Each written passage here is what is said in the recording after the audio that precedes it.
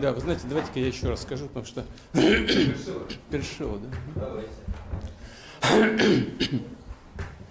Да, чуть не закашлялся.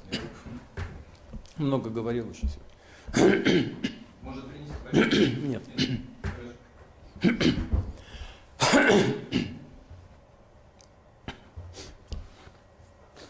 Давайте. Работаем. Дорогие женщины, искренне рад поздравить вас с Международным женским